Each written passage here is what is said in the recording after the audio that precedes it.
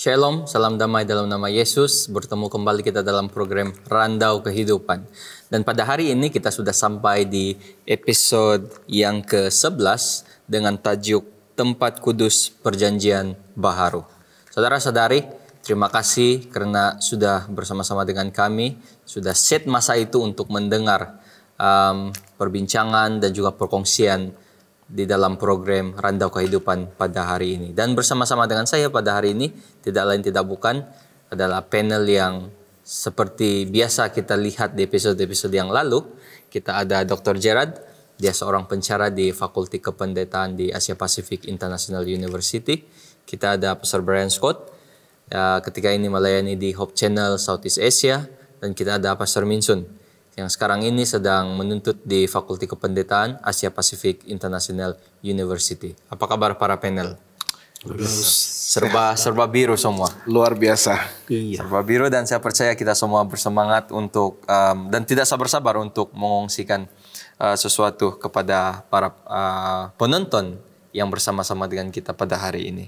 Dan sebelum kita lanjut, sebelum kita mulakan perbincangan pada hari ini adalah lebih baik kita mulakan dengan doa, dan saya akan pimpin di dalam doa. Mari kita bersatu dalam doa.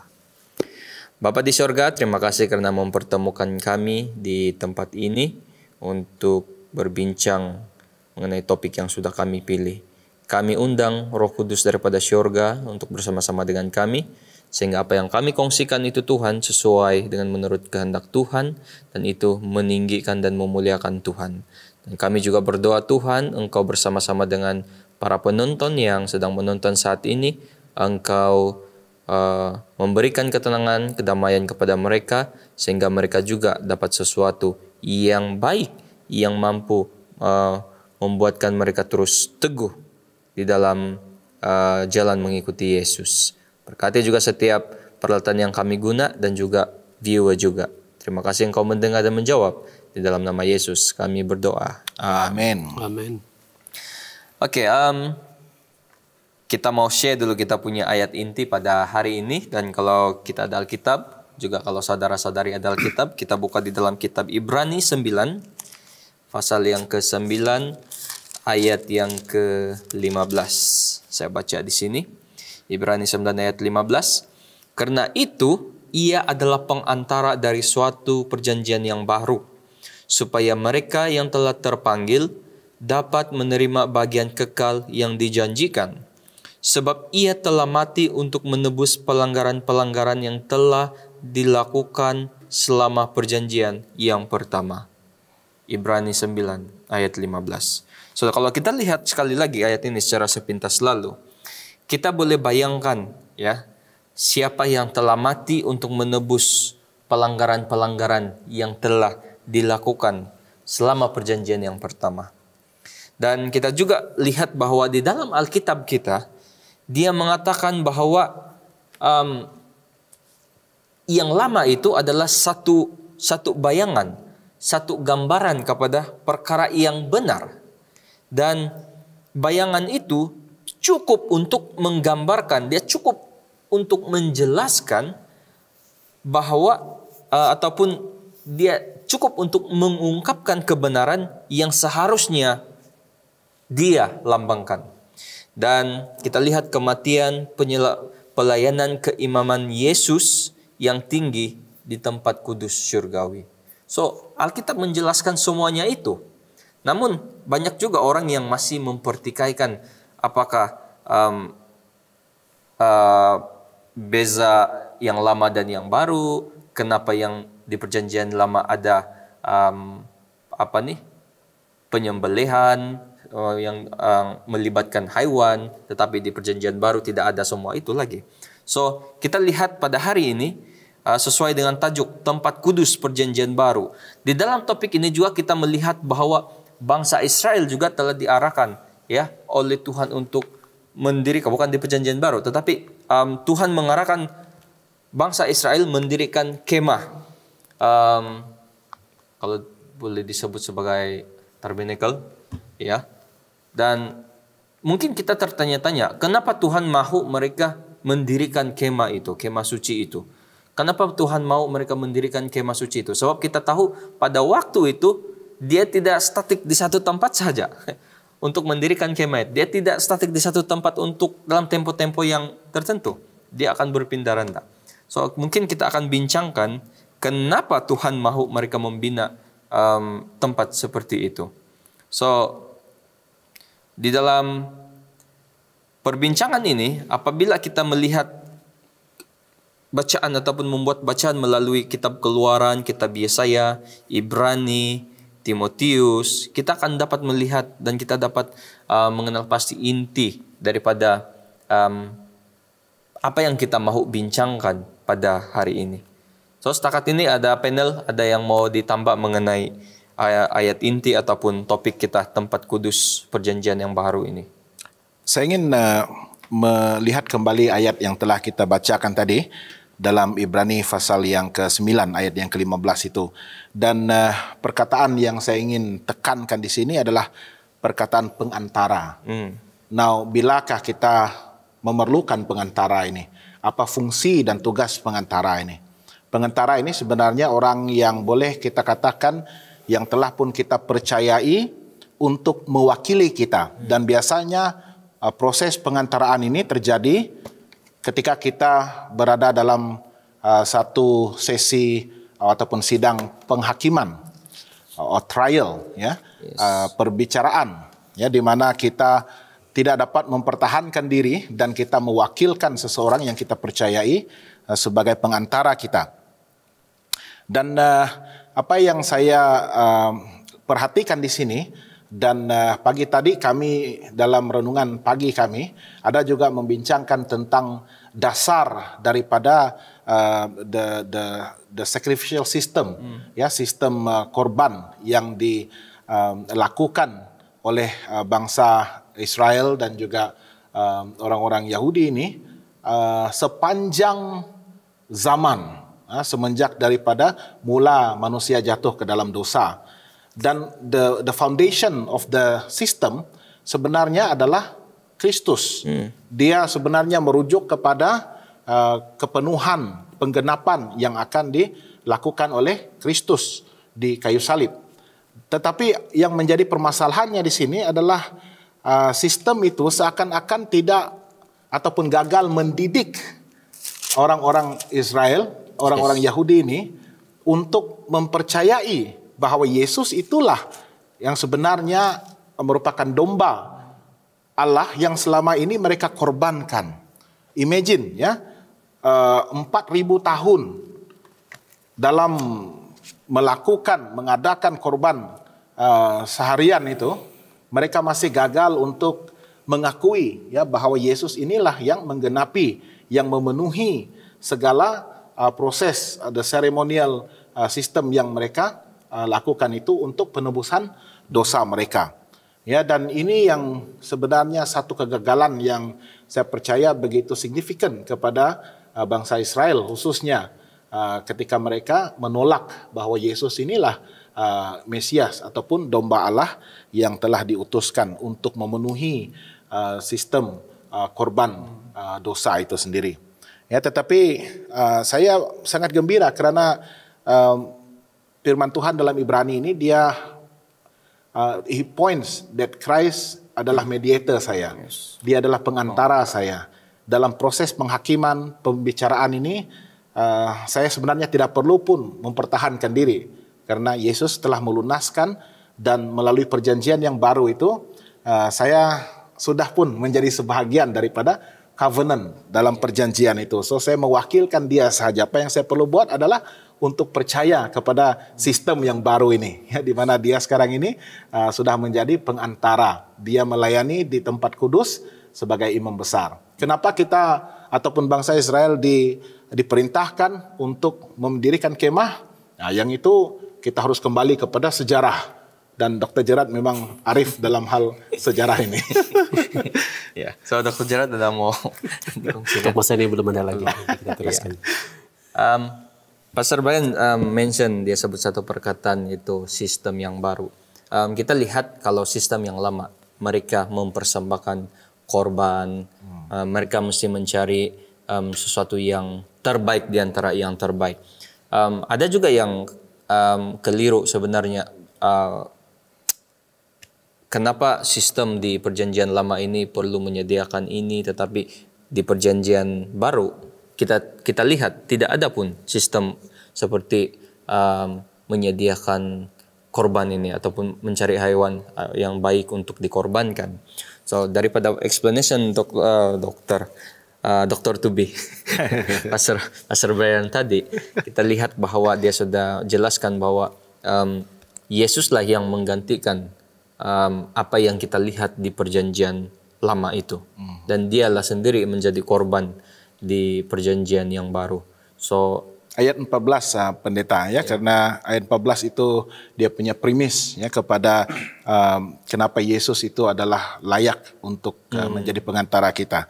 Ayat yang ke-14 dia terangkan betapa lebihnya darah Kristus yang oleh roh yang kekal telah mempersembahkan dirinya sendiri kepada Allah sebagai persembahan yang tidak bercacat itu. Right? Dan sebab dia telah mati untuk menebus pelanggaran-pelanggaran yang telah dilakukan selama perjanjian yang pertama itu. Ya, jadi semua proses korban itu sudah pun dipenuhi, sudah pun diselesaikan, sudah pun dilunaskan. Dan karena dia yang layak, dia yang tidak bercacat. Maka itulah kita sebenarnya hanya berharap sekali ya kepada kematian yang sudah sekali dan untuk selama-lamanya itu. Bila bercakap mengenai cacat ini, saya terpikir ya, mungkin Dokter Jara juga boleh bantu. Apakah benar hewan yang dipilih itu benar-benar tidak ada cacatnya? Apa kriteria ada, Pastor Jerat? Disebut sebagai tidak bercacat jela, tidak kalau ada luka itu dikira tidak lengkap, buta tidak lengkap, sebab pada zaman itu hazard ataupun bahaya untuk binatang-binatang ternakan itu memang sesuatu yang biasa. Okay, jadi apabila mereka melihat kalau ada skin ataupun yang koyak, ataupun kalau dia tempang ataupun dia buta ataupun sebagainya, itu semua dikira tidak boleh. Dia mesti sempurna dari segi itu. Dia dari segi fisikalnya. Itu disebabkan kita melihat kemudiannya Yesus juga seperti itu. Anak domba yang tidak bercacat celah. Iya. So saya ingat dalam pemilihan binatang pada waktu itu saya rasa memang sangat rumit lah, Tuan. Memang diorang lakukan dengan sangat-sangat teliti. Iya, sangat-sangat teliti, dan saya pikir mereka juga barangkali dibagi training ini ya. Bagaimana untuk menjaga binatang itu. Kamu bayangkan bagaimana satu-satu binatang yang akan dibawa itu harus dijaga dengan teliti supaya dia layak untuk digunakan. Bagaimana proses itu berlaku. Walaupun ya mungkin perlu dikorbankan, tetapi mungkin sudah ada attachment barangkali. Kita tidak. Dan binatang-binatang ini kalau saya boleh bayangkan lah ya, bahwa dia juga merupakan satu perniagaan. Mungkin mungkin orang-orang yang menyediakannya di kawasan persekitaran tempel itu. Pada zaman Yesus itu yang membuatkan Yesus. Ya, dan mereka berdagang menggunakan itu. Mungkin ada masa zaman Yesus itu yang dia konfront mereka menjadikan rumah Tuhan ini sebagai tempat perdagangan, tempat bisnis.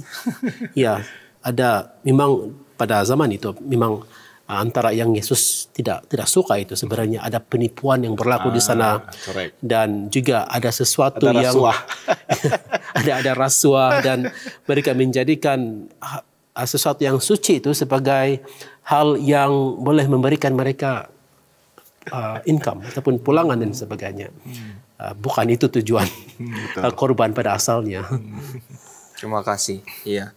Mungkin kita boleh dengar serba sedikit daripada Pastor Minson. Kita lihat di dalam tempat kudus perjanjian baru ini, terutamanya di dalam imamat ya. Jadi dalam pelajaran ataupun topik pada kali ini kita lebih banyak menyentuh di imamat dan juga Ibrani. So salah satunya dalam Imamat 26 ayat 11 hingga 12. Aku akan menempatkan kemah suciku di tengah-tengahmu dan hatiku tidak akan muak melihatmu. Saya sangat tertarik dengan perkataan hatiku tidak akan muak melihat kamu. Dan ayat 12, tetapi aku akan hadir di tengah-tengahmu dan aku akan menjadi Allahmu dan kamu akan menjadi umatmu. Apakah ini Pastor Minsun boleh menjadi sebab kenapa Tuhan mengarahkan Israel membina tempat kudus?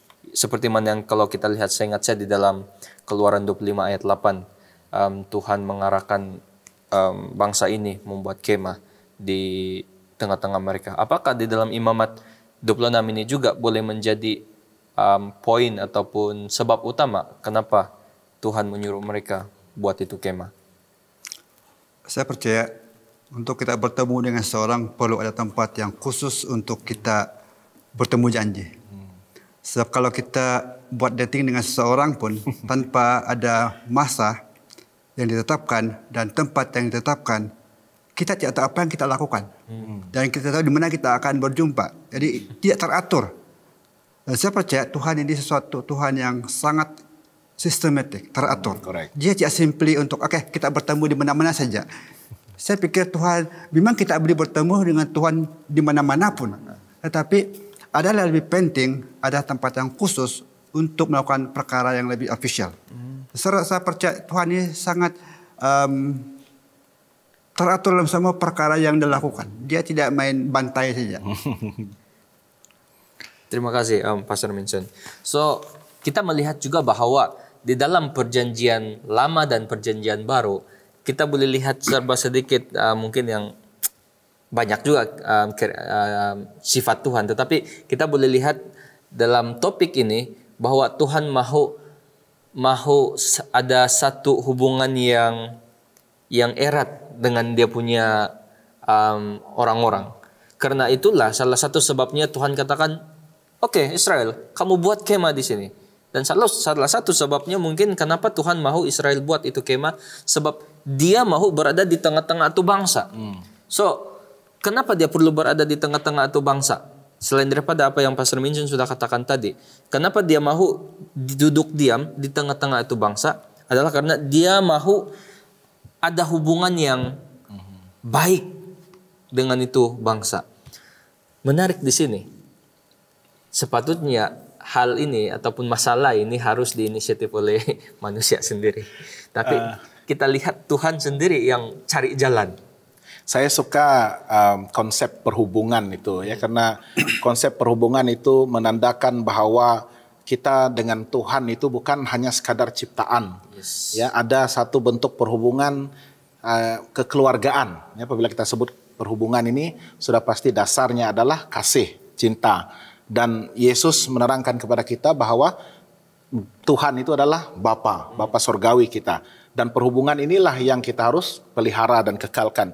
Dan saya juga ingin melihat kembali kepada frasa aku akan menjadi Allah mereka dan mereka akan menjadi umatku. Ini adalah satu konsep yang diulang-ulang di dalam Alkitab. Dan kemuncaknya kalau kita baca dalam buku Wahyu pasal yang ke-22 ayat yang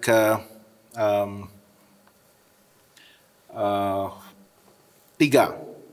Lalu aku mendengar suara yang nyaring dari takhta itu berkata, lihatlah, kemah Allah ada di tengah-tengah manusia, dan dia akan diam bersama-sama dengan mereka. Mereka akan menjadi umatnya dan dia akan menjadi Allah mereka. Sekali lagi, ya, konsep Tuhan adalah Allah kita dan kita ini adalah umat kepunyaannya. Sekali lagi ditekankan di sini. Even di dunia baru nanti, apabila Yerusalem baru itu turun, dunia baru ini diciptakan, dan Tuhan sentiasa ingin untuk berdiam bersama-sama dengan umatnya. Dan sepanjang sejarah kita manusia ini zaman berzaman, perkara itu tidak mungkin berlaku secara fisikal, ya, karena kita ini adalah manusia yang berdosa. Kehadiran Tuhan itu tidak dapat dilihat secara fisikal, ya, secara muka dengan muka.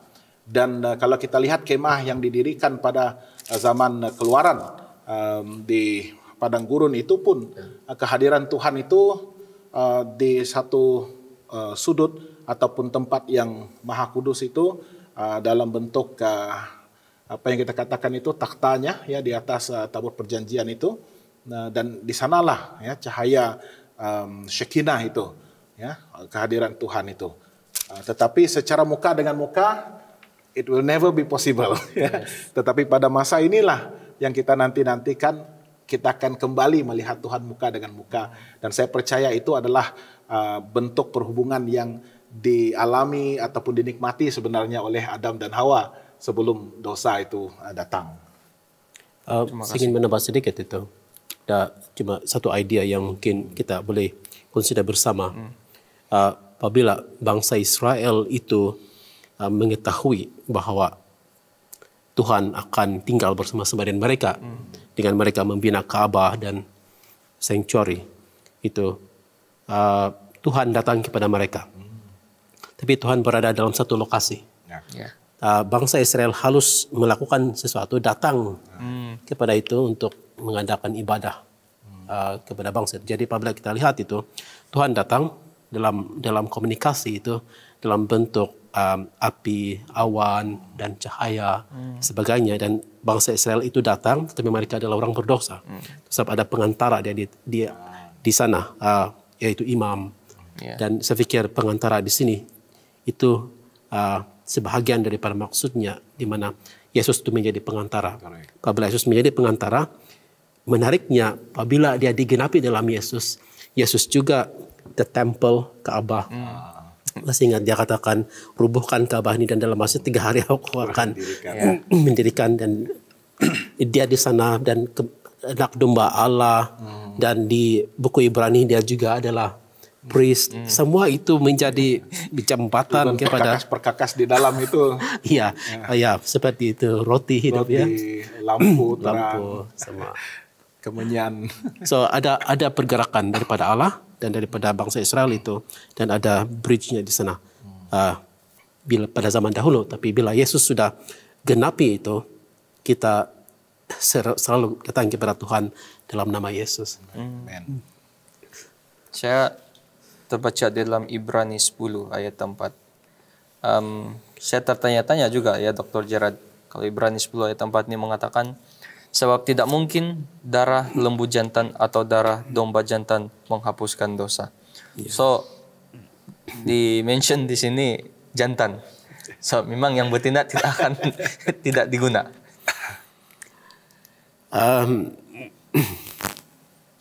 Itulah yang disebut. Dia gunakan lembu jantan dan juga kambing jantan dalam perjanjian lama. Kenapa kita tidak dibagi tahu secara spesifik kenapa jantinanya begitu? Mungkin kita boleh ketahuinya suatu hari nanti kenapa seperti itu. Tetapi kita dengan jelas melihat bahwa ini lah yang disebut. Dan saya pikir yang lebih penting itu bukan jantinanya, tetapi darah yang disembelih, yang darah yang keluar daripada sembelihan itu. So kita juga lihat bahwa pengorbanan binatang di perjanjian lama adalah kaidah yang ditabiskan Tuhan ataupun ilahi untuk membersihkan pelaku dosa. Seperti mana yang sudah dijelaskan oleh Dr. Gerard tadi, Tuhan berada di satu lokasi dan bangsa Israel perlu datang kepadanya dengan cara yang ditetapkan. So antara yang ditetapkan adalah membawa persembahan yang patut, membawa persembahan yang patut. Dan inilah satu-satunya cara bagaimana dosa mereka itu dapat disucikan. Dan persembahan korban itu akan mengubah status orang yang berdosa daripada status yang bersalah, layak mati, kepada status yang diampuni dan ditetapkan semula dalam hubungan perjanjian Tuhan dengan dan juga manusia. Pastor Vincent ada tambahan?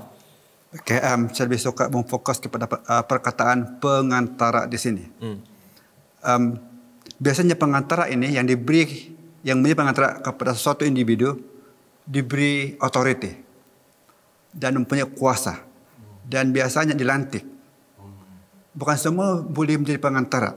Kalau dia tidak ada kewibawaan, sukar untuk dia mencapai kepada kata sepakat kepada pihak atasan.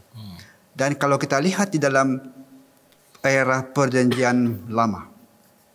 Yang menjadi pengantara orang Israel kepada Tuhan adalah imam. Dan imam ini bukan dilantik daripada bangsa yang lain, hanya bangsa Levi sejak diberi tanggung jawab. Dan kita lihat tugas mereka sangat complicated, banyak sekali. Itu dan ini banyak proses-proses yang mereka buat. Dan kalau kita lihat dalam perjanjian baru, apa yang Yesus buat? Dia hanya sekali saja jadi di kayu salib untuk mensahkan dia sebagai pengantara, dan yang lain itu yang semua peraturan di perjanjian lama sudah jadi sempurna, lebih mudah. Sebab tidak perlu lagi kita hari ini untuk membawa korban-korban yang sempurna ataupun korban-korban dibawa ke hadapan pastor ataupun mungkin pada hari ini untuk dijadikan korban. Cukup kita datang ke gereja ataupun kita datang kepada Tuhan dengan lebih mudah. Tidak lagi kita perlu mencari di mana-mana ladang ternak untuk mencari korban yang sempurna. Sekarang it's very simple. Ya, sangat menarik. Sebelum Pastor Brian, sangat menarik bila Pastor mention bagi itu idea. Saya lihat, I think cost untuk ada itu binatang untuk dipersembahkan sebagai korban bukan alang-alang pada zaman dahulu. Sebab saya rasa mereka memerlukan banyak cost untuk memelihara, kasih besar, kasih jaga untuk menjadi sesuatu yang binatang yang sangat baik. So, I think cost untuk ada itu binatang itu memerlukan mungkin ekonomi yang baik. Ya, itu sebab kalau yang miskin itu mereka tidak boleh membawa binatang yang besar. Mereka boleh membawa burung. Burung? Ya. Oh. Dove. Yesus keluarganya itu tidak berada. Mereka menggunakan burung untuk menjadi korban. Ketika Ka'bah ketika membawa Yesus. Tiba-tiba teringat kembali pencemaran yang dilakukan oleh gereja ya, selepas beberapa ratusan tahun, di mana mereka coba menggantikan Yesus itu dengan penjualan surat-surat pengampunan dosa, ya, dan ya bagi mereka mungkin itu substitute, ya. Tetapi apa yang saya lihat perlakuan sedemikian sudah pun menidakkan ya keperluan kita kepada Yesus yang merupakan satu-satunya penggenapan, satu-satunya domba yang layak untuk mati menebus kita, ya. Dan mereka secara berleluasa menjual indulgences itu, surat-surat pengampunan dosa itu, dan hanya orang-orang yang berada sahaja yang mampu membeli, ya. Dan itu sebenarnya memperkayakan institusi gereja, ya. Dan itu sudah menghakis keperluan dan juga pengetahuan umat Tuhan, anggota gereja terhadap domba Allah yang sebenarnya. Dan satu lagi yang saya ingin tekankan di sini adalah dalam konsep hubungan ini, karena salah satu daripada kesan ataupun akibat dosa adalah memisahkan kita dengan Tuhan. Bukan sekadar kematian itu, tetapi perhubungan itu telah rosak. Setiap kali kita berdosa, hubungan itu renggang, hubungan itu tercalar, hubungan itu tidak lagi seharmoni yang sepatutnya. Dan itulah datang perkataan saya waktu saya mendengar Pastor Minsun tadi, perkataan reconciliation. Ya, karena Yesus sebagai pengantara, dia memulihkan hubungan kita dengan Tuhan. Ya, dan saya sering melihat kepada ilustrasi yang digunakan. Ya, Allah di atas, manusia di bawah, ada satu jurang yang besar dan ada cross yang di tengah-tengahnya dilukiskan itu sebagai jembatan. Ya, dan itulah fungsi pengantara ini. Dia menjembatani kita dengan Allah di sorga. Dia telah memulihkan hubungan kita yang terpisah daripada kemuliaan Tuhan ini. Ya, dan itu yang menjadi satu kelegaan buat kita. Ya, hubungan yang telah terputus, yang telah renggang, yang telah rosak itu telah pun dipulihkan. Ya, dan saya gembira karena kita didamaikan dengan Tuhan. Kalau kita belum didamaikan dengan Tuhan, itulah masalahnya. Itu sebabnya saat ini apa yang kita cari dalam hidup kita adalah kedamaian. Ya, pastikan kita telah pun be at peace with God. Ya, even sebelum kita meninggalkan dunia, make sure that we are at peace with God. Bolehlah kita mati dengan tenang. Kalau kalau zaman kita sekarang masih lagi perlu mengorbankan binatang, saya rasa sangat susah juga. Dan kita lihat di dalam perjanjian baru ini, Yesus tidak meletakkan sebarang harga. Correct. Dia tidak meletakkan sebarang harga. Dia panggil, marilah datang kepadaku. Cuma-cuma, Ya, secara gratis. cuma. Siapa yang mempunyai beban yang banyak, penat dengan beban dan segala masalah, Yesus kata, mari datang kepadaku. Yesus tidak mengatakan, bayar dahulu. Tidak. Dan kita lihat di dalam Galatia 1 ayat 4, menarik ayat ini. Yang telah menyerahkan dirinya karena dosa-dosa kita untuk melepaskan kita dari dunia jahat yang sekarang ini menurut kehendak Allah dan Bapa kita. Dan saya juga mau kita baca dalam Ibrani 9 ayat 14. Betapa lebihnya darah Kristus yang oleh roh yang kekal telah mempersembahkan dirinya sendiri kepada Allah sebagai persembahan yang tidak bercacat, akan menyucikan hati nurani kita dari perbuatan-perbuatan yang sia-sia, supaya kita dapat beribadah kepada Allah yang hidup. Dan 1 Petrus 1 ayat 19, melainkan dengan darah yang mahal, yaitu darah Yesus, yang sama seperti darah anak domba yang tidak bernoda dan bercacat. Itulah di perjanjian baru kita boleh lihat. Yesus memanggil kita semua datang kepadanya. Dia memberikan sesuatu yang sepatutnya dibayar dengan harga yang tidak ternilai. Tetapi Yesus tidak meminta pun, tidak meletak pun sebarang harga untuk memanggil kita. Pengganti kita yang sepatutnya kita yang tanggung. Tetapi Dia menanggung segala beban-beban dan segala kejahatan manusia dengan mati di kayu salib. Amin. So, saya senang untuk membawa kita merenungkan Ellen G. White punya tulisan dalam bukunya The Faith I Live By, halaman yang ke-100. Bukan kehendak Tuhan bahwa kamu harus tidak percaya dan menyiksa jiwamu dengan ketakutan bahwa Tuhan tidak akan menerima Anda karena Anda berdosa atau tidak layak. Anda boleh mengatakan, saya tahu saya orang berdosa, dan itulah sebabnya saya memerlukan juru selamat. Saya tidak memiliki pahala atau kebaikan di mana saya boleh menuntut keselamatan, tetapi saya mempersembahkan di hadapan Tuhan darah perdamaian dari anak domba, Tuhan yang tidak bernoda, yang menghapus dosa dunia. Inilah satu-satunya pengakuan saya. Sangat menarik. Quotes daripada Ellen G. White di dalam bukunya The Faith I Live By. Saudara-saudari, Yesus telah mengambil tempat kita. Kita sepatutnya menderita karena pelanggaran-pelanggaran kita, kesalahan-kesalahan kita. Tetapi di dalam perjanjian baru ini kita lihat bahwa Yesus menanggungnya. Kita dapat lihat dengan jelas.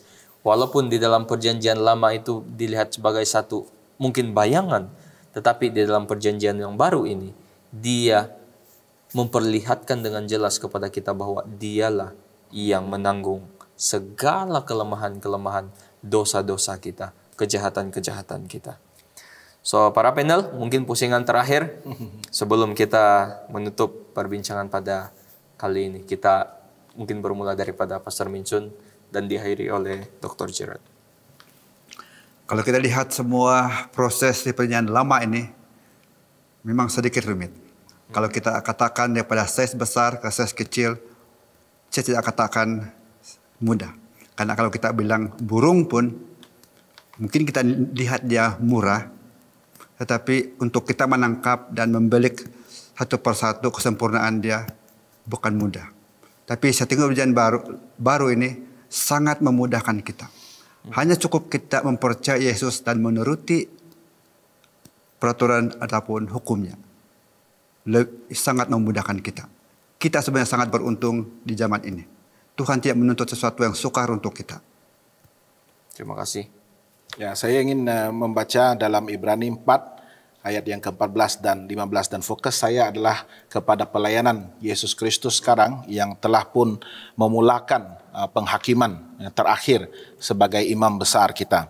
Karena kita sekarang mempunyai imam besar agung yang telah melintasi semua langit, yaitu Yesus, anak Allah, baiklah kita teguh berpegang pada pengakuan iman kita, sebab imam besar yang kita punya bukanlah imam besar yang tidak dapat turut merasakan kelemahan-kelemahan kita. Sebaliknya, sama dengan kita, dia telah dicobai, hanya tidak berbuat dosa.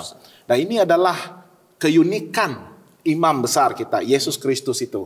Ya, karena dia telah pun merasai semua pencobaan, kelemahan yang kita rasakan sebagai satu hindrance, ya, satu halangan kepada kita pada masa ini, pada saat ini. Dan Yesus telah memenangi itu.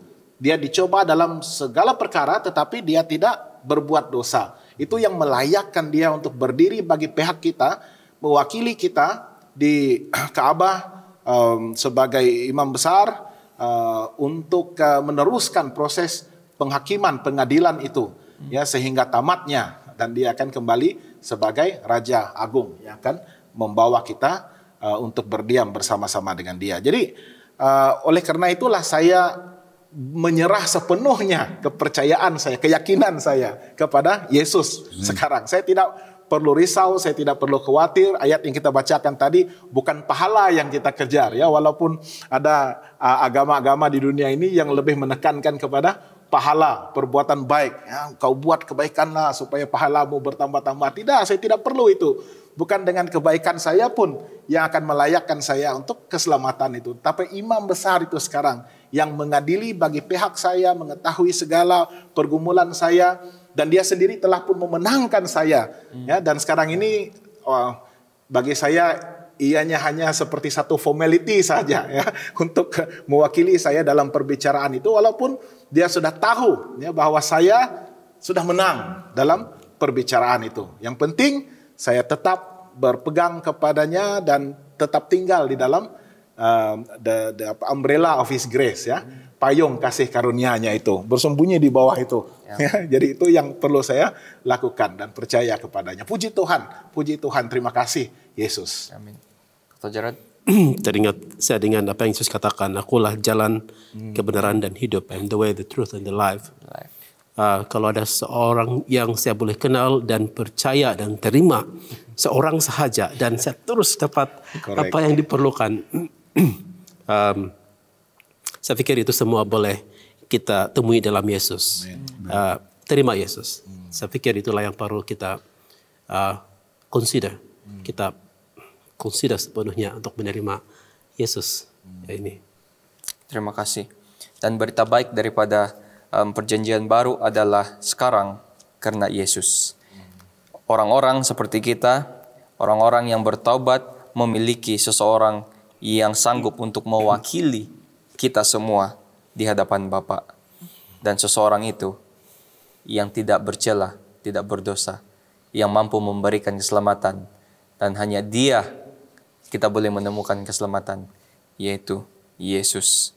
Dan itulah kebenaran yang sempurna. Satu-satunya kebenaran yang boleh berdiri di hadapan Tuhan. Yesus adalah kebenaran yang sempurna. Dia sudah merasai apa yang kita semua rasa di dunia. Karena itu Dia memanggil kamu dan saya datang kepada Dia. Karena Dia boleh menanggungnya untuk kita.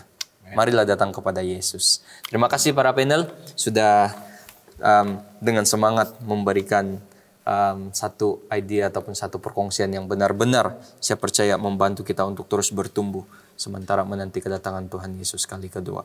Untuk menutupi perbincangan kita pada hari ini, saya undang Dr. Gerard untuk pimpin kita dalam doa penutup. Mari kita berdoa.